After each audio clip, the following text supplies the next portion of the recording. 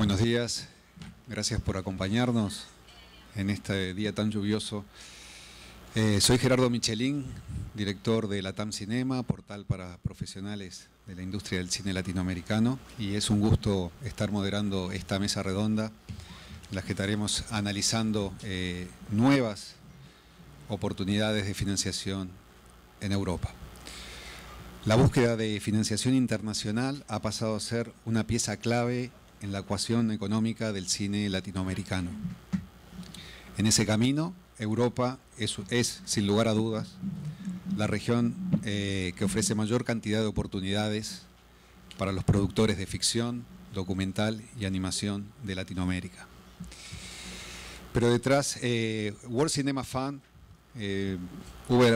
Vals, Eidos Cinema do Mundo, IDFA Berta Fund o Sor Fund son algunos de los más importantes fondos europeos, quizás los más conocidos, que vienen apoyando la producción y distribución del cine latinoamericano.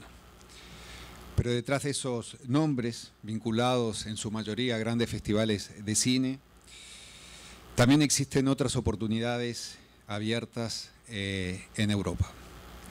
Para descubrirlas, contamos esta mañana con la presencia de representantes de 4 iniciativas que dan cabida al cine latinoamericano. Con el objetivo de hacer esta mesa, esta conferencia más dinámica y de poder competir contra los WhatsApp y el chequeo de correos electrónicos, vamos a dividir la conferencia en 2 rondas. Una primera ronda donde los representantes de los fondos van a dar un panorama general de las oportunidades, y en una segunda ronda nos vamos a detener en algunos ejemplos de producciones latinoamericanas que han recibido financiación, que han sido apoyadas por ellos. Vamos a comenzar por 2 regiones, para darle un orden también que no sea alfabético, por 2 regiones que están dentro del espacio Ibermedia, con lo cual implica que para los productores latinoamericanos representan doblemente una oportunidad. Así que en primer lugar damos la bienvenida a Luciano Sovena, presidente de la Roma Lazio Film Commission, para que nos hable sobre las oportunidades que tiene la Film Commission para el cine latinoamericano. Bienvenido, gracias. Luciano. Bene, grazie.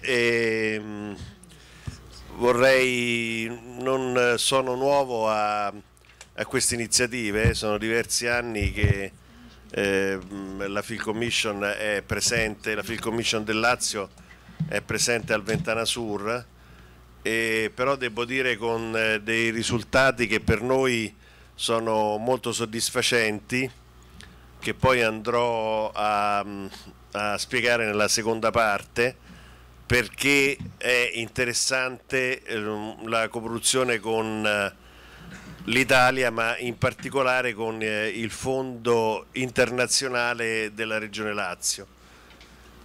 Intanto noi siamo la Film Commission di Roma e del Lazio, e quindi probabilmente abbiamo molti più compiti di quelli delle altre regioni italiane, che comunque sono anch'esse dotate di fondi, anche se in misure inferiori a quelle del Lazio.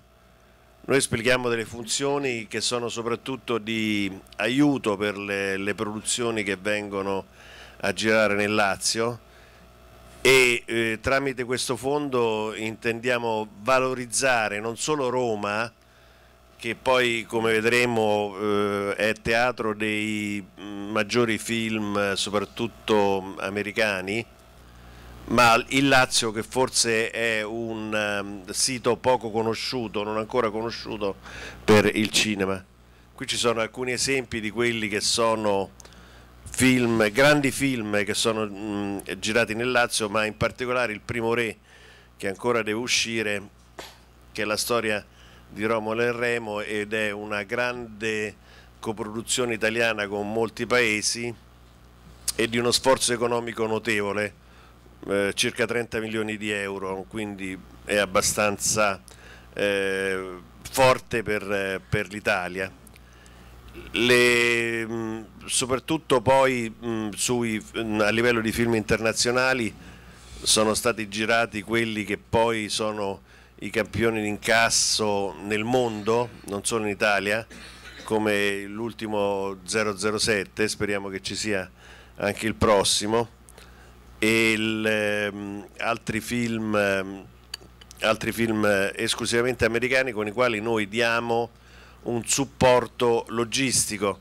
Qui vedete per esempio un tratto del fiume dove è stato girato un frame abbastanza forte, per così dire, perché la macchina poi dopo questo inseguimento precipita dentro il fiume, è tutto vero, con uno stunt, e il fiume che è di competenza appunto della regione.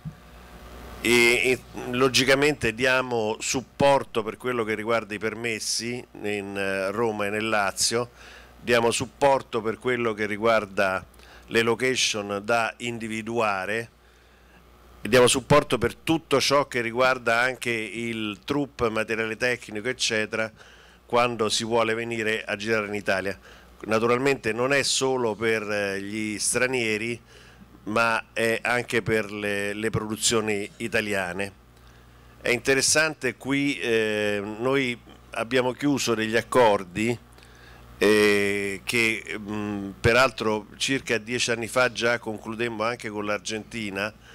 Io allora ero amministratore delegato di Cinecittà, con un fondo italo-argentino per lo sviluppo delle sceneggiature, che poi ha avuto un buon esito, come vi spiegherò nella seconda parte.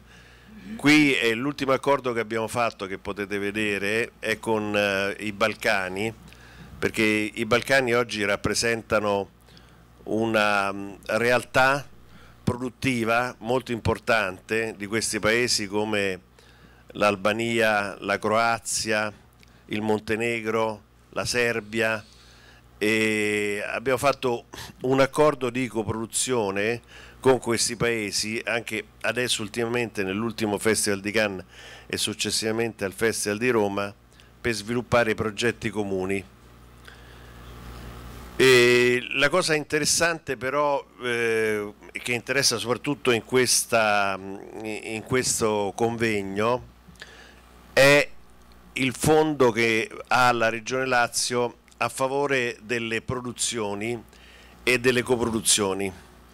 In totale sono destinati all'audiovisivo 20 milioni di euro, quindi rappresenta il più grosso sforzo sicuramente che esiste in Italia da parte delle regioni, ma anche a livello europeo noi siamo la seconda nazione dopo Berlino-Brandeburgo, e per la consistenza dei fondi che vorrei brevemente esporvi. I fondi sono destinati ad imprese italiane, ma interessano logicamente anche i coproduttori, perché l'Italia può entrare in nel caso specifico, una produzione argentina e favorire quindi in questa produzione, favorire quindi una percentuale che può essere dal 20%, dal 10% fino al 49% quando parliamo di coproduzioni paritarie, anche se una percentuale in più, se l'Italia è maggioritaria, è necessaria. Ma questo significa che possiamo entrare anche in minoritaria in coproduzioni argentine. Il fondo di 10 milioni ciascun anno, poi vado a spiegare gli altri 10 milioni, il fondo di 10 milioni di euro è dedicato al 50% per opere cinematografiche e il 50% per opere audiovisuali, quindi intendo la televisione e tutto il resto. Un problema che ancora non si è posto, lo dico subito, ma credo che non si sia posto ancora a nessun livello, è quello di Netflix, perché questi fondi, questi contributi sono a fondo perduto, il che significa che nulla deve essere restituito e sono automatici, il che significa che in presenza di taluni requisiti necessari devono essere dati a tutte le coproduzioni. Parlavo di Netflix perché qualora il film sia finanziato completamente ed esternamente, naturalmente non può intervenire un fondo europeo, perché qui parliamo di fondi europei, che significherebbe poi soltanto arricchire una produzione senza impegnare questo denaro nella produzione, e quindi sono destinati al cinema o all'audiovisivo, naturalmente, perché tra i finanziamenti abbiamo questi sono i più recenti che voi vedete, film che sono stati al Festival di Venezia e soprattutto, anche se ancora qui non sono indicati, tutti i film che sono andati al Festival di Cannes, Dogman, Lazzaro Felice, sono 8 film dell'ultimo Festival di Cannes, erano tutti finanziati dalla Regione Lazio, soprattutto Dogman, che ha avuto su un budget di 4.800.000 euro e a fondo perduto. È una coproduzione tra l'Italia e la Spagna con il Lussemburgo, cioè è molto interessante creare una coproduzione con altri paesi anche in relazione a fondi ulteriori che ci possono essere. Noi siamo entrati quest'anno in Ibermedia e quindi naturalmente una coproduzione con l'Argentina, oltre a significare una indubbia possibilità da parte e dell'Italia e dell'Argentina, ripeto, senza distinzione di regista. È logico che poi vi sono taluni requisiti. Io adesso ho qui il bando che vorrei che poi voi prendeste alla fine di questa mia esposizione, perché ci sono dei particolari tecnici che adesso non vado a dire per non annoiare la platea, in quanto c'è un tecnicismo che però riguarda la società italiana e che a fronte di determinati requisiti, il primo dei quali significa per avere più soldi bisogna non solo, perché nel caso dell'Argentina si parlerebbe soprattutto di post-produzione, ritengo, oltre che di attori, ma anche di poter girare qualche cosa nel Lazio, ma credo non sia difficile, perché anche su sceneggiature già esistenti si può aggiungere qualcosa che possa essere girato nel Lazio e che possa usare manovalanze, ovvero troupe italiane. Quindi non dimentichiamo che insieme ad un'altra nazione non c'è solo Ibermedia, ma su una nazione europea ci può essere Eurimage, e quindi diventa ancora più interessante il discorso. Oltre a questo, la società italiana ha diritto a un ulteriore fondo rappresentato da 10 milioni di euro anch'esso, che riguarda tutte le produzioni che hanno girato in Italia indipendentemente dalla coproduzione. Quindi la società italiana ha un fondo per la coproduzione, è questo che interessa di più la produzione argentina, un fondo automatico per qualsiasi film e soprattutto la possibilità di questi fondi sono compatibili tra loro, quindi parliamo di 10 milioni più 10 milioni più eventuali fondi che possono venire da altre regioni italiane, tutto è compatibile. Quindi a questo punto l'unica cosa importante è quello di trovare un'identità sulle sceneggiature, naturalmente, che vengono proposte. Soprattutto noi acquistiamo molto dall'Argentina i diritti di remake di film che peraltro poi in Italia ottengono un grande successo. Parliamo di remake, in questo momento il film italiano che sta incassando di più è un remake del Sino, che è un film che credo sia andato molto bene anche qui in Argentina. Però perché non pensare dall'inizio a una coproduzione magari con attori italiani? Sarebbe stato possibile con un minore dispendio sia da parte degli argentini sia da parte degli italiani. Ci sono dei limiti, vi dico subito, che sono rappresentati dalla spesa, perché per le opere prime il minimo del budget è di 750.000 euro, dalle opere terze in poi logicamente il minimo del budget è di 1.500.000 euro. Questo per favorire dei film che abbiano anche una concretezza, nel senso che poi un'altra categoria di film, soprattutto film di molto basso budget, sono poi eventualmente hanno un aiuto da parte del Ministero per i cosiddetti di film difficili, ma questa naturalmente è un'altra storia. Poi nel secondo intervento vi parlerò poi dei film finanziati e a disposizione per ogni domanda. Grazie. Bueno. Muchas gracias, Luciano.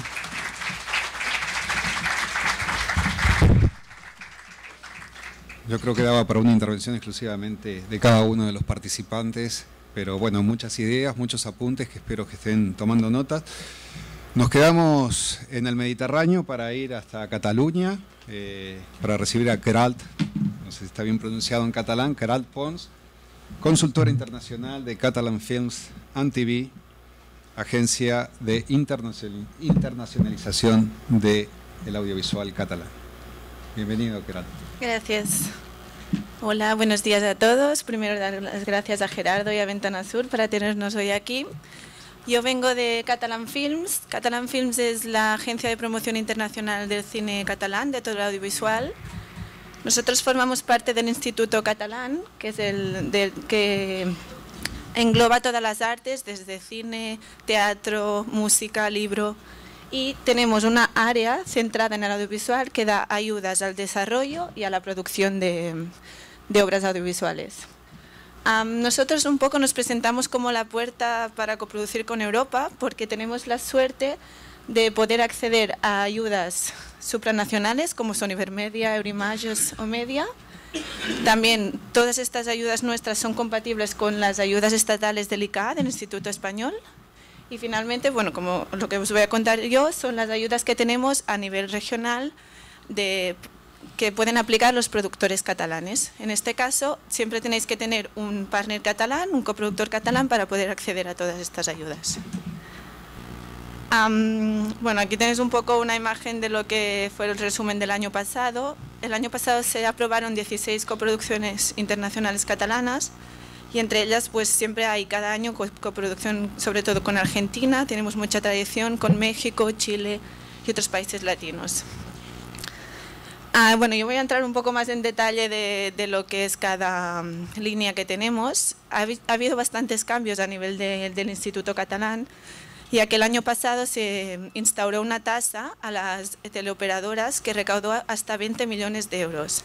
Esto hizo que el panorama fuese muy bueno, que se esperó, o sea, que cambiase mucho y que pues, se pudiesen hacer unas ayudas muy buenas.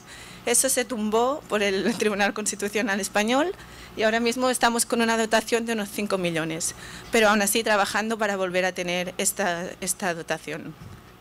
A nivel de producción de largometrajes, empiezo desde antes. Tenemos una línea al desarrollo que pueden aplicar para cualquier tipo de película, desde largometrajes, TV movies, cualquier formato, que subvenciona todo lo que son los gastos de desarrollo de una película, guión, elaboración de marketing, todo lo que es viajes a mercados, todo esto se puede entrar en esta subvención. Tiene un límite de 25.000 euros y como todas, ya veréis que como todas las líneas que se sigue ahora, a nivel para valorar todo, son los criterios artísticos, evidentemente, pues lo que son guión, contenido y todo, industriales, la viabilidad del proyecto, y desde hace un par de años también se está dando más puntos para proyectos liderados por mujeres.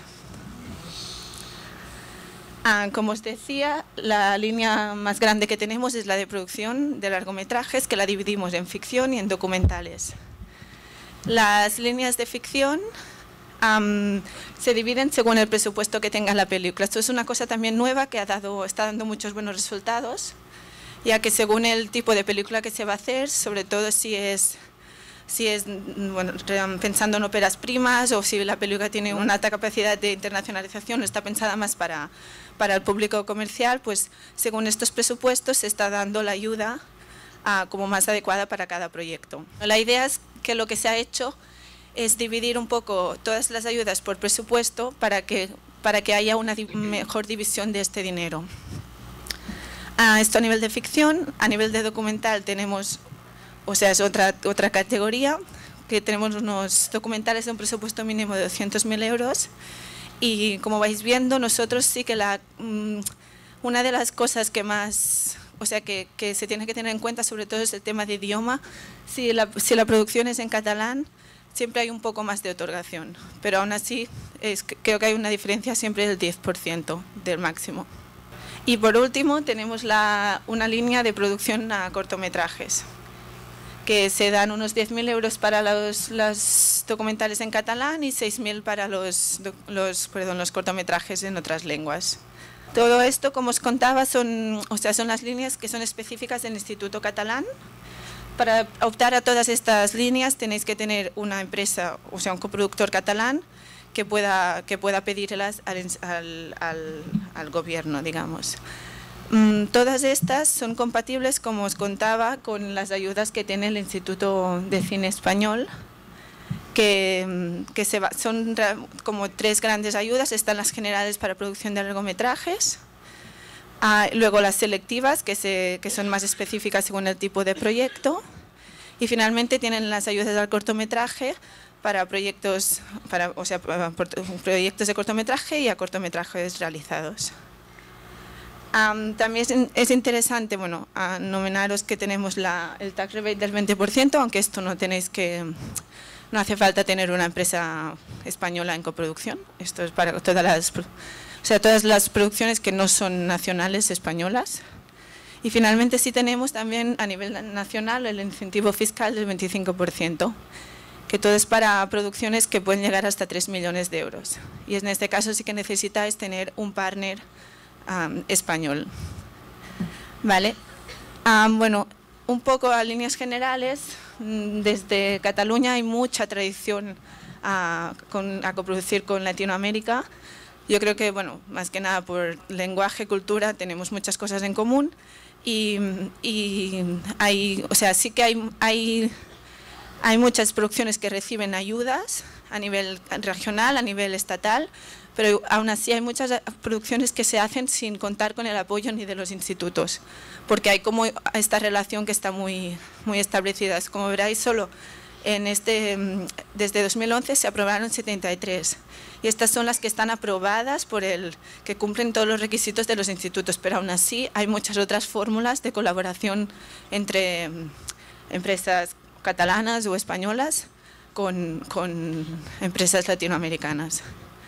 Luego también os voy a contar algún caso más exacto, y sobre todo yo os recomiendo que os llevéis este librito, porque está todo las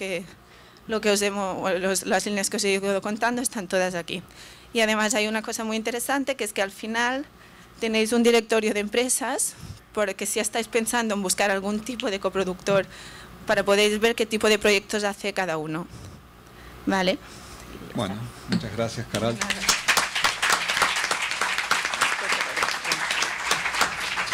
Bueno, pasamos ahora al pequeño Gran Ducado de Luxemburgo para recibir a Françoise Lentz, Head of Promotion and Public Relations de la Film Fund Luxembourg, que acaban de venir de una pequeña gira. ¿Sí? Por Chile, Uruguay y Buenos Aires, una misión audiovisual. Muchísimas gracias, Gerardo. Well, I can speak a little bit of Spanish, but I think I will speak better in English. So thank you so much for having us here at Ventana Sur. I see Ralph in the first row. So yes, indeed, the Luxembourg Film Fund, we have been on a mission this week, on an economic mission with our Chamber of Commerce to 3 countries. We are discovering your lovely country, well, first of all, also Argentina, but we also discovered Chile and Uruguay. and the different industries that you have down here. And it was quite an eye-opener, and we are very happy that we took all of us, and I have 5 production companies who came with us to South America, that we took some time at the end of the year to discover your beautiful countries and your audiovisual industries, which was quite interesting for us. It was the first time that we did such a mission. It is also the first time that we are here at Ventana Sur, and I really hope it's not the last time we will be here. Co-producing with Latin American countries is new for us. It has not happened before. We have done a small film, but I will come back to it later after I explain it just a little bit to start off with where we actually come from. I mean, Luxembourg, we are a small country, like you said, Gerardo. We are in between Belgium, Germany, and France. And as you can imagine, those are also the countries which we co-produce the most with. We also co-produce with Austria and Switzerland, Ireland, for example, and a little bit further away with Canada and other countries. There's about 600,000 inhabitants in Luxembourg, and what's quite interesting is that 48% of our total population are foreign residents, so are foreigners and foreign residents. We do have 4 national languages: Luxembourgish, French, and German, and of course English at the end at university. So we communicate pretty much in those 4 languages throughout the year, and for our jobs and in our schools and everything. The Film Fund Luxembourg was founded at the Luxembourg government started diversification of its economy in the 1980s, and started concentrating, like creating a media hub such as RTL, which is a very big group, telecommunications group, and SES Astra. You've probably heard of Satellite, the big satellite company. So that was in the 80s, and that brought to it that also in Brussels at the European Commission, initiatives such as Eurimage were founded. We all know what it is, etc. And at the 1990, actually, the Luxembourg, with the result that in 1990 the Luxembourg Film Fund was funded. What are our missions? I mean, we are implementing the government's audiovisual policies. We are managing the financial support scheme. We are developing and promoting the audiovisual sector. We are Luxembourg represented in all the European initiatives, Eurimage, European Film Promotion, EFARN, and such. We are developing international co-production treaties. We are also issuing certificates of nationality, and we're organizing the Luxembourg Film Fund, and we do many more things. I'm going to come back a little bit more into detail about our financial scheme. What's kind of easy in Luxembourg is that the Luxembourg Film Fund is the one-stop shop for audiovisual production. So not like my colleagues in Poland and in Catalonia and other parts, like for example also Germany and France, we do not have any regions supporting film production. It's just a film fund. We don't have a tax rebate scheme anymore, and we do not have national television as well supporting Film Fund Luxembourg. So that's why I always say we are the one-stop shop. You have to co-produce with a Luxembourg producer, and the Luxembourg producer comes to the Film Fund to get financing. Just quickly, our subsidies are available from script writing to development to production, co-production of feature films, documentaries, animation, short films, TV series, transmedia, and recently virtual and augmented reality projects. So I will go back into details a little bit more afterwards. And I also, on that note, because I think it's also important to hear from the mouth of the Luxembourg producer how it is to co-produce with Luxembourg, because they know it the best. So I will give the floor later on to Jesus Gonzalez from Kalash Films, who's here with us, and Gilles Chanial from Les Films Fauves, 2 of our producers who are here with us on this trip. pretty much there's 5 calls per day. There's a selection committee, and they're evaluating the projects based on cultural, social, and economic criteria. And the decision is usually taken within 8 to 10 weeks after the call. So, you know, if a call is like beginning of March, a decision is made 8 to 10 weeks maximum later. So it goes rather quickly. We created a new initiative. You have spoken before about, you know, Ibermedia and about the Cinéma du Monde and everything. Well, this is a little fund within the fund. It's called Cine World, and I will also go back into details with this because that could be very important or very useful for South American producers for a first time co-producing with our country. So I will get back to that a little bit later. I just wanted to quickly also tell you that we do have about 40 production companies in Luxembourg, 20 operating on an international level, which is quite a lot for a small country. We have 6 animation studios.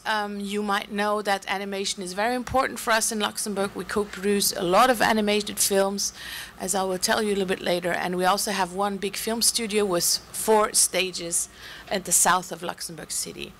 We also have co-production, post-production companies, you know, specialized suppliers, you know, location scouting, makeup, etc. And we are creating a lot of synergies as well with other industries, such as the music, gaming, you know, the ICT sector. We're trying, you know, just to connect at the Film Fund a little bit all the different creative industries so we can work together. Some social effects. There are more or less 1,200 industry professionals working in Luxembourg. This means short-term, freelance, long-term contracts, etc. I think it's probably the same in each country. We have registered about 100 actors, and we have 50 directors, more or less, who have at least co-produced or produced 1 short film. These industry professionals are also have their own syndicates, for example. So we have a producers association, we have a scriptwriter and directors association, the actors and the technicians as well. They have their own syndicates, and the dialogue is always open between the Film Fund and all the different professionals when it comes to, you know, changing some rules and regulations, creating new ones, etc. So we are quite, the dialogue is very important to the Film Fund with the different sectors of our industry. The last 27 years, we have produced or we have created more than 700 audiovisual projects through our different support mechanisms, so since 1990. Festivals, yes, you know, we've had co-productions in Cannes, in Venice, in Berlin, and Annecy, at the Golden Globes. One of our highlights, we won an Oscar in 2014 with a short film, animated short film called Mr. Hublot. Maybe some of you heard of it, directed by Laurent Witz and Alexandre Espigares. And a César with an animation film called Ernest and Celestine, which was co-produced with France and with Belgium. That was also, we won an Oscar, a César, sorry, with this one. We do have co-production treaties, not with most of our normal co-production countries. That goes through the European Convention. So we did, for example, with Belgium, we don't need to have an official agreement because that goes through national. But we do have one with France because of the history, Germany, Austria, Ireland, Switzerland, Canada, and we signed one with China. I also would like to say that we are open for new countries. Like I said, it was a discovery for us this week, so we will see what the future will bring, and hopefully we can add some more Latin American countries to this in the future. I did a slide just quickly on the films we had at festivals this year. Black 47, which is a co-production with Ireland. Bad Banks, maybe you heard of it, is a TV series with ZDF and Arte, which is now shown. I think it's starting to show on Netflix this weekend, and it won prizes all over. It was nominated. Golden Globes, Oscars, The Breadwinner, maybe you heard of it, an animation film, co-production with Canada, Luxembourg and Ireland. Nora Tourmi is the director, and you see the rest of the list. In Annecy we had 7 co-productions nominated, and the Funan actually, which is directed by Denis Do, won the Cristal d'Or, which is the main prize in Annecy. So we had films in Venice. Gilles Chagnal and his film Gutland, which was the first feature film which premiered in Toronto last year, won the Best Luxembourg Feature Prize. Gutland, by the way, traveled from Toronto to Tokyo and everywhere. Voila, so you can read the rest of it. I can also give you the presentation, by the way, if you want to send it out later. Education is important. We are a fierce supporter of EAVE. EAVE is headquartered in Luxembourg. Some of you may know. There was the Puentes workshop last week in Uruguay. I think I don't need to go into details with this. And it's also important to start education early, so that's why we have 3 programs, high school training programs for animation, for cinema and audiovisual, and for media writing, for after your bachelor, no, not your bachelor, but your high school degree, in order to eventually go on to different countries to study. We also have the Luxembourg Film Prize and a Luxembourg Film Festival with an international competition where you can win some prizes. Muchísimas gracias. Gracias, and I will come back later. Okay. Saltamos ahora hasta Polonia para descubrir algunas oportunidades específicas para el mundo de la animación. Así que damos la bienvenida a Katarzyna Gromadzka de Polish Quality Project y de la plataforma Momakin. I represent not a fund, not a public institution, but a company called Momakin. It's an interdisciplinary company that focuses mostly on promoting and supporting animation. We have a talents agency. We run production services for countries both in Poland and outside Poland, looking for cooperation with Poland. We run also distribution services, promotional services, and we do some educational and promotional projects, including stop motion forum Animarkt. The project I came here with is a Polish Quality project. It's a project aimed at the promotion of Polish artists, film craftsmanship and service providing. We give the support to companies looking for cooperation with Poland. We liaison with the Polish artists so that you don't have to deal with with hiring people through your own system of, for example, social security, but you can just hire us and we will find you a crew in Poland. We also enable access to Polish funds. So this is a little bit of what I want to talk about as the first thing. So Poland has many financing opportunities.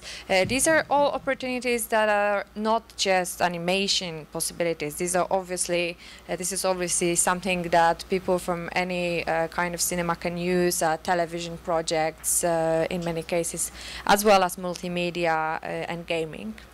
The main fund in Poland is the Polish Film Institute. Polish Film Institute was created in 2005 after a 15-year gap in financing of film in Poland. It was a huge change for us, but it was also very well prepared. It is an independent institution that is financed by both broadcasters, cinema chains, and everything that producers can also pay back from the earning on the film.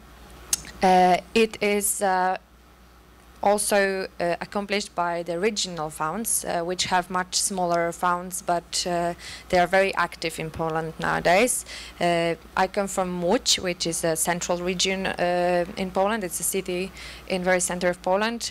We have one of the most active film funds, and I have to say that many productions I start with applying for the regional fund and then move to Polish Film Institute.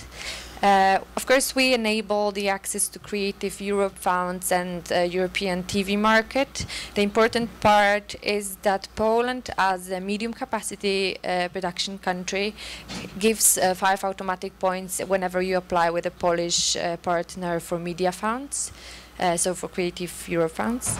And although in Poland we don't have a huge support from broadcasters, as we are part of European Union, we give access to the full European TV market. So we have cooperation with other foreign televisions in Europe.